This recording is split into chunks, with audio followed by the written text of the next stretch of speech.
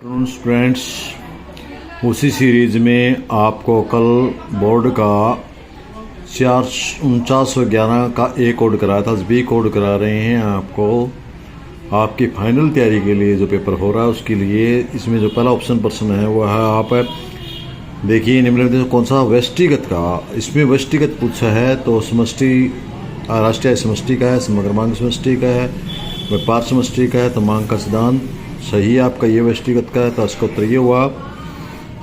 Second question करते हैं, बिना देरी के सम विच्छेद बिंदु पर फर्म का लाभ हानि होती है, शून्य, गुणात्मक, ऋणात्मक, इनमें से कोई ना लाभ होता ना हानि, इसलिए ए ऑप्शन आपका इसका उत्तर ये रहेगा आपका, ना लाभ होता ना हानि होती है, सम विच्छेद बिंदु पर बराबर होती हैं। अगला है सीमांत बहु प्रवृत्ति MPC 1 है तो गुणक क्या होगा, जहाँ पर बहु प्रवृत्ति गुणक जहाँ वह MPC 1 होती है वहाँ अनंत होता है, तो इसमें हमारा 0, 1, 2 अनंत डी ऑप्शन है। इसके बाद अवसर लागत क्या है, अवसर लागत अगले वैकल्पिक प्रयोग की लागत को अवसर लागत कहते हैं, इसलिए हमारा ए उत्तर है, ये गलत है। वास्तविक लागत, कुल लागत और इनमें से ये भी सारे गलत हैं। बिना देरी किए कम से कम समय लगाए आपका प्रश्न पत्र तैयार किया जाए, आप मेरे साथ साथ करते रहें, आपकी भी दोहराई हो जाएगी। किस बाजार में फर्म की कीमत स्वीकारक होती है, पूर्ण प्रतियोगिता बाजार में कीमत स्वीकारक होती है, एकाधिकार में निर्धारक होती है। पूर्ण प्रतियोगिता में किसी कीमत का स्वीकार किया जा सकता है, निर्धारण नहीं किया जा सकता। कौन सा पूर्ति की कमी का कारण है, कौन सी पूर्ति की कमी के कारण साधन कीमत में गिरावट, अन्य वस्तुओं की कीमत में वृद्धि, उत्पादन कर में वृद्धि, इनमें से कोई नहीं। उत्पादन कर में वृद्धि है, यदि उसके कारण उस वस्तु की कीमत बढ़ेगी तो उत्पादन कर में जितनी वृद्धि वस्तु की कीमत बढ़ेगी और पूर्ति कम होगी, तो इसका सही उत्तर ठीक है आपका। इसके बाद चलते हैं आप उनमें कौन सी बाहरी बचतें हैं, तकनीकी, प्रबंधकीय, जोखिम, सूचना संबंधी बाहरी हैं, बाकी सारे आंतरिक हैं। इसका सही कथन और गलत बताइए। पेंशन राष्ट्रीय आय में शामिल होती है, नहीं होती कभी भी, इसलिए गलत है आपका। इसके बाद पूर्ति और स्टॉक में अंतर होता है, पूर्ति और स्टॉक में कोई अंतर नहीं होता, गलत है, अंतर नहीं होता, पूर्ति और स्टॉक में अंतर होता है, गलत बात है, होता है। इसमें पूर्ति अलग चीज होती है और स्टॉक अलग होता है, इसलिए इनमें अंतर होता है, गलत। एक ही पॉइंट बिंदु पर पूर्ति और स्टॉक होते हैं। घटते प्रतिफल का नियम किस पर लागू, कृषि पर लागू होती है, बिल्कुल सही बात है, कृषि में सबसे पहले जल्दी लागू होता है घटते प्रतिफल का नियम। इसके बाद न्यून मांग की स्थिति में सरकार को घाटे की बजट की नीति नहीं अपनानी चाहिए, गलत है, अपनानी चाहिए, अपनाने की जरूरत होती है। न्यून मांग की स्थिति में सरकार घाटे की नीति अपनाकर ही उसे उबर सकती है न्यून मांग की स्थिति से, तो इसलिए ये आपका गलत है। इसके बाद आपका स्थापन वस्तु की कीमत में वृद्धि की, स्थापन वस्तु की कीमत में मांग वृद्धि का कारण होती है, ये सही बात है आपकी, बिल्कुल होती है मांग, तो इसका आप ठीक लिखेंगे। इसके बाद आप निम्नलिखित वस्तुओं को धन कहा जाता है, सीमित साधनों को धन कहा जाता है, बिल्कुल। Secure means are the called wealth, सही है, तभी उसकी वैल्यू है यदि सीमित है। मुद्रा में केवल करेंसी नोट शामिल किए जाते हैं, गलत है, इसमें मांग जमा भी शामिल होती है और भी जमा होती है, इसलिए इसको मांग गलत लिखेंगे आप इसका उत्तर। इसके बाद साख नियंत्रण की मात्रा तो पूर्ण है, खुले बाजार की क्रियाएं, प्रत्यक्ष कार्रवाई, इनमें से कौन सा आएगा आपका, प्रत्यक्ष कार्रवाई, इसमें उत्तर सही है आपका, तो प्रत्यक्ष कार्रवाई को टिक मार्क करेंगे। इसके बाद बचत आय प्रवाह क्या है, भरण और रिसाव, भरण है, भरण को बोलते हैं, saving is the income, injection बोलते हैं इसको, इंजेक्शंस, आय, बचत आय, बचत आय प्रवाह का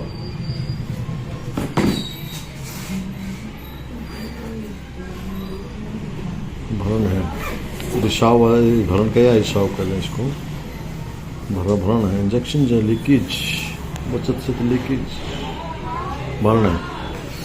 आगे प्रश्न व्यापार से आपका क्या अभिप्राय है, बड़ा सुंदर प्रश्न आप पढ़ते जाएं। ये तटस्थ वक्र की दो विशेषता दे रखी है, तटस्थ वक्र मूल बिंदु को उन्नतोत्तर होता है और दो तटस्थ वक्र एक दूसरे को कभी नहीं काटते। निम्न कोटि की वस्तुओं से क्या अभिप्राय है, निम्न कोटि की वस्तुएं ऐसी वस्तुओं का जाता है जिनके लिए मांग उपभोक्ता की आय विपरीत दिशा में होती है उपभोक्ता की आय बढ़ने पर इनकी मांग घटती है और आय घटने पर इनकी मांग बढ़ती है। उदाहरण के लिए मोटे अनाज, मोटा कपड़ा, घटिया मार्क वाली वस्तुएं।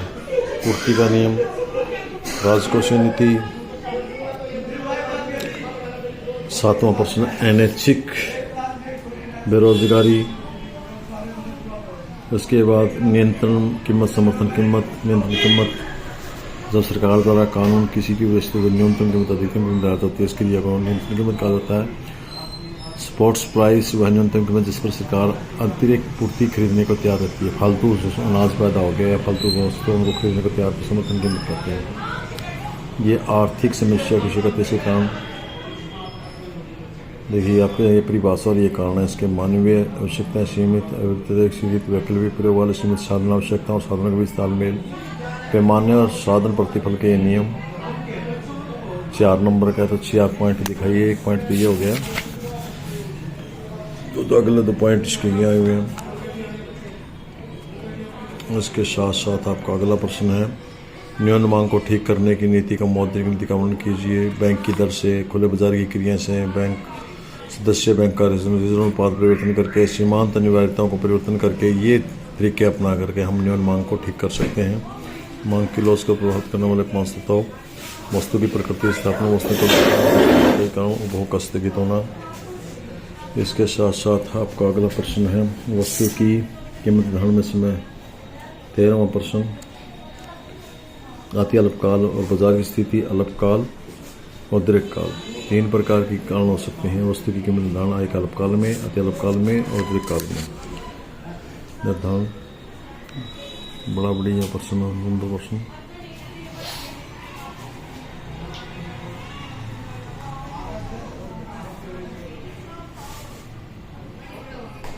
तीन अवस्थाएं हैं समय की, तीनों में अलग अलग से मांग का फर्क पड़ेगा, क्योंकि अति अल्पकाल में अति दीर्घकाल भी सच्ची सिचुएशन हो सकती है जिसमें सारे के सारे साधन परिवर्तनशील हो सकते हैं। राष्ट्रीय लेखांकन का महत्व।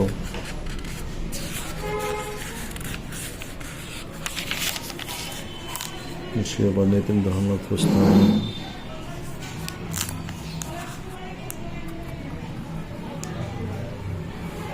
ये रेखा चित्र सहित स्फीति अंतरकाल को दर्शाया गया, दिखाया गया आपको अच्छी तरह से।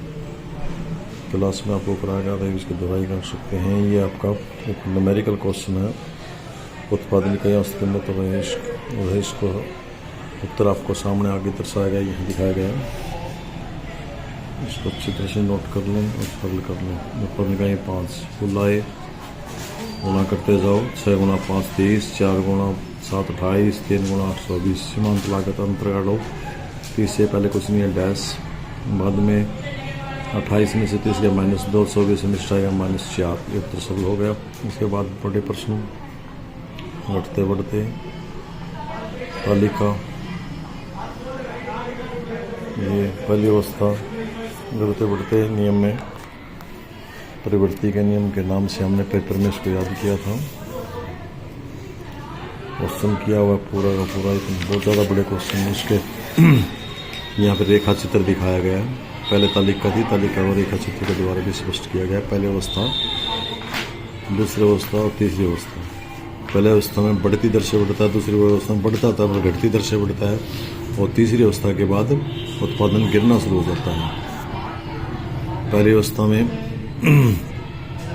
सीमांत उत्पादन है वो बढ़ता है, दूसरे में घटता है और तीसरे में शून्य होकर माइनस हो जाता है। इसके बाद अगला मांग की कीमत, लोज की कोटियाँ, पूर्ण पूर्तिदार, रेखा चित्र सहित, पूर्ण बेलोजदार, पूर्ण लोजदार, पूर्ण बेलोजदार, इकाई के समान लोजदार। बहुत ही जी क्वेश्चन है। अगली स्थिति 5 स्थितियाँ इसकी, इकाई से अधिक और इकाई से कम लोजदार। अगला प्रश्न, मुद्रा की परिभाषा लगा रहे हैं। 18वां प्रश्न, इसके बाद आपका स्थगित मूल्य का संचय, मूल्य का हस्तांतरण। मुद्रा बहुत बढ़िया प्रश्न था। मुद्रा की परिभाषा दीजिए, मुद्रा क्या है बताना।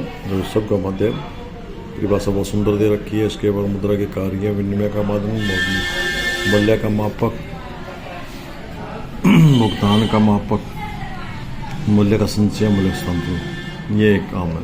इसका थोड़ा में क्वेश्चन या आंकड़े दिए हुए हैं, इसे अपना अवस्थाएं और समानताएं निकालनी है। नीचे हल किया हुआ दे रखा है, बहुत ईजी क्वेश्चन है। आप औसत को निकालने के लिए कुल आय को उत्पादन इकाइयों से भाग देते रहो, आपका औसत निकल आएगा। सीमांत निकालने के लिए अगली इकाई से पिछली इकाई घटाते जाओ, आपका सीमांत उत्पादन आ जाएगा। राष्ट्रीय आय उत्पाद विधि,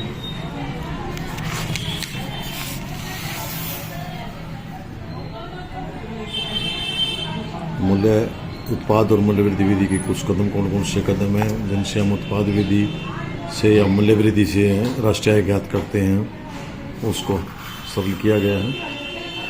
उत्तर सहित आपको दिखाया गया है। एनडीपी फैक्टर वैक्स बराबर निश्चित द्वारा की गई मदद द्वितीय के द्वारा और तृतीय तीनों को जोड़ के इनके निकालेंगे तो एनडीपी फैक्टर कॉस्ट निकलेगी। राष्ट्रीय निकालेंगे, उसमें आप तीनों निकाल करके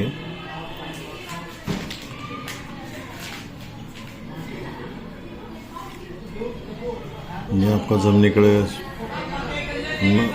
नफिया नेट कंपोनेंट्स तीनों यूज करके आप निकाल सकेंगे डिप्रिसिएशन।